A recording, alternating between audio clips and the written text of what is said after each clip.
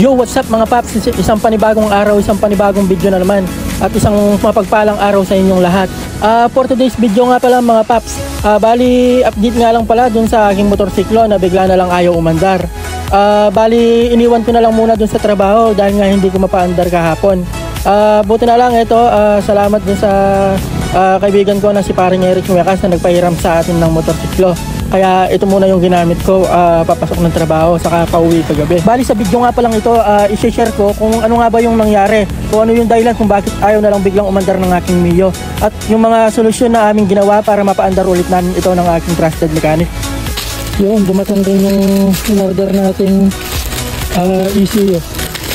Bali dito nga ay naka-order na nga pala kahapon ng bagong ECU. Adjustable ECU nga pala yung binili ko. Ayan, kung mapapansin nyo, mas malaki siya doon sa stock na ECU. Bali, napakabilis lang pala talaga ng deliver nito dahil biro mo kahapon ko lang in-order pero ngayon dumating na. Sa mga gusto nga palang umorder ng ganitong ECU para sa mga M3 or Mio Soul, ayan, nilalagay ko na lang sa comment section. Sa mga nagtatanong nga pala kung bakit nga ba hindi na umandar tong aking motorsiklo na Mio Soul i125. Bali, pinaka naging problema ko nga pala dito ay walang lumalabas na kuryente at hindi nag-i-spray ng gasolina yung kanyang injector. Pero yung fuel pump, gumagana naman, umuugong siya. Bali nga nag-troubleshooting na nga pala ako dito. Ang diagnose ko dito nung una ay yung sa may pulser o doon sa may stator niya. Kasi walang lumalabas na kuryente doon sa may ignition coil niya. Pero nung chinek ko naman yung linya ng kuryente niya ay goods naman. Kaya dito nga possible na sira na talaga yung sa may stator o yung pulser niya. Baka mahina na talaga yung pulser kaya hindi na naglalabas ng kuryente. Dito kung mapapansin nyo, ayan, wala naman siyang check engine o yung error code na lumalabas sa kanyang panel. Kaya possible dyan talaga sa may magneto, pulser o sa stator yung sira nito. Pero mamaya dadalhin ko nga pala dun sa trusted mechanic ko na si paring Porong o si paring Michael. At dito nga, ayan, dinala ko na nga pala dito sa shop ni paring Porong itong aking Mio. Ayan, kung mapapansin nyo, sobrang dumi talaga ng kanya magneto. Bali dito nga, nalinisan na lang yan. Pero kanina talagang punong-puno yan ng yung alikabok na nanigas. Tapos kaya pala ang problema nito, hindi naglalabas ng kuryente dahil nga hindi na makalusot yung kuryente dyan sa may stator, palabas dyan sa may pulser para mag-produce ng kuryente doon sa kanyang pinaka-ignition coil. Kaya dito nga, ayan, nilinis na ni paring Porong yung aking stator. Inuna na nga rin niya nilinis yung pinaka-magneto dahil yun ang naging problema. Sobrang kapal na rin talaga ng dumi sa loob.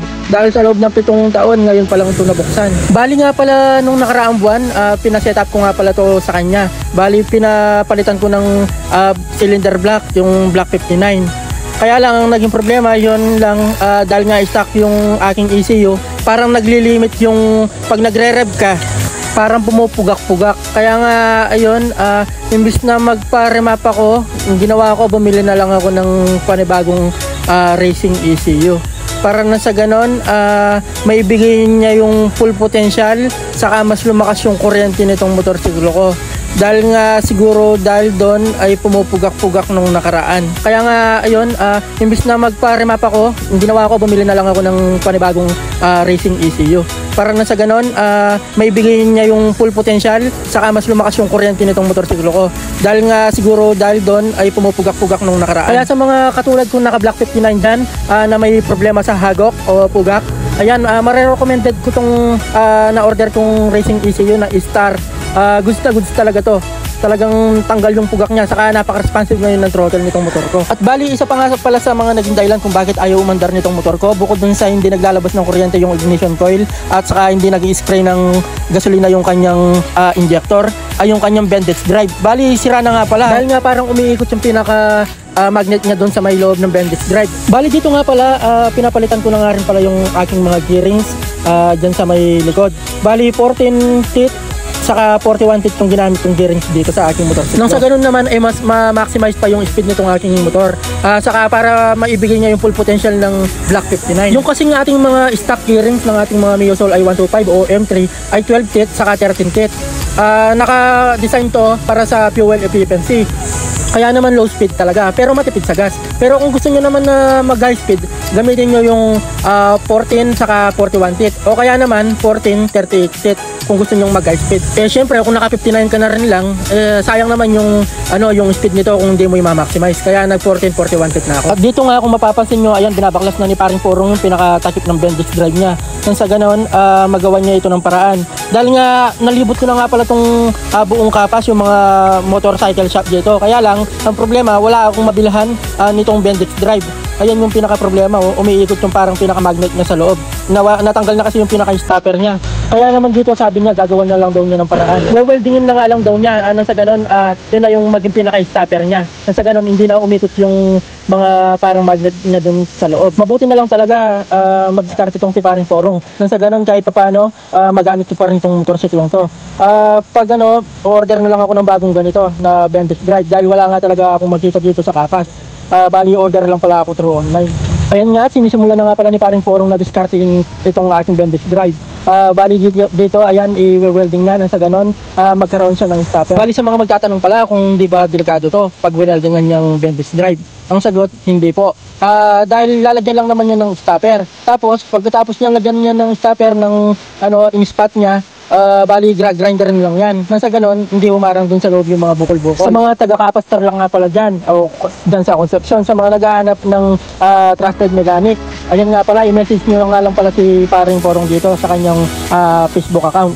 Ayan, Michael Tolentino. Bali located nga lang pala yung kanyang shop dyan sa may malapit sa may munisipyo ng Capas, Santo Domingo 2nd, sa may pinakalikod ng Shell na gasolinahan. At ayan na nga, dito nga tapos na nga niyang lagyan ng spot. Bali dito, grinder na lang niya dyan mamaya para na sa ganon, maikabit na dun sa aking motorsiklo. At ito na nga, salpakan na. Ayan, ilalagay na nga lang pala yan pati yung mga panggilid. Nang sa ganon, matesting na namin mamaya at papaanda rin.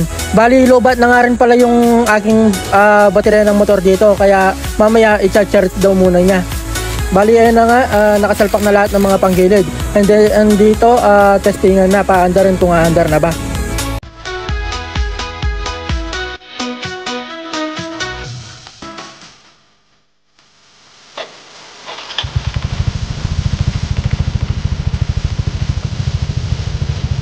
At yun, sa wakas, sumandar na. Saka dito napansin ko na nag-iba yung tunog niya. Wala na yung dating tunog niya na parang pog-pog at hindi na siya umahagok. Napaka-responsive ng tunog niya ngayon, saka yung dun sa may throttle niya. At dito nga, dahil nga nagpapalit nga ako ng gearings na 1441 teeth, bali pinapalitan nga rin pala niya ng bagong gear oil yan.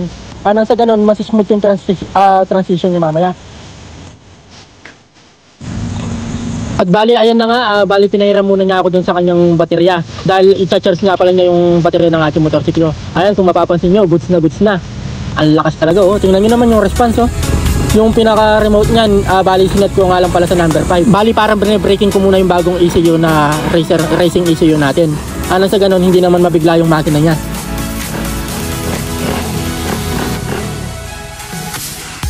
Bali, ayan nga pala kung mapapansin nyo yung hawak kong yan. Bali, yan yung pinaka-adjustable remote ng pinaka-ECU natin. Ayan o, bali na-adjust yan hanggang 9. Hindi ko nga lang gaanong kabisado pa yan, pero pag-aaralan muna natin. Pero habang sa ngayon, nakalagay nga lang pala yan sa number 5. Kaya, kaya, malakas siya. May pick up yan, may active yun. Lalo pa yung malabasan ng gano'ng malakas. Wala mag-limit yan, Sumurot yun? Oo. Dapat kita minintay yung mura na yung nilagyan nyo dito siya kayo. Kung tumugas yung dito. Pinagamang tayo ko ito. Ano ko lang bago-bago. Diba, tumugas yan. Tawag ko rin sa amo yan. Ano pero... Yun, bali all goods na nga pala lahat. Bali dito, pinapakabit ko na nga lang pala yung high flow air filter na tinabit ko dati. Kaya lang, tinanggal ko lang muna saglit. Kaya dito, ipapasalpak na natin to para mas malakas yung hangin na papasok dun sa kanyang throttle body. At dahil nga naka 140cc na injector tayo, dapat bagayan niya ng mas malaking hangin na papasok sa kanyang throttle body. Sa ganon, hindi maging rich all-in yung timpla ng ating combustion cylinder. At ayan na nga, bali all goods na nga talaga lahat. Bali charge na lang ni parang Porong dito yung ating battery. Dahil medyo nalobat na rin sa kakagamit ko kahapon. Yung pinapaandar ko to. And then all goods na, uwian na. Alright.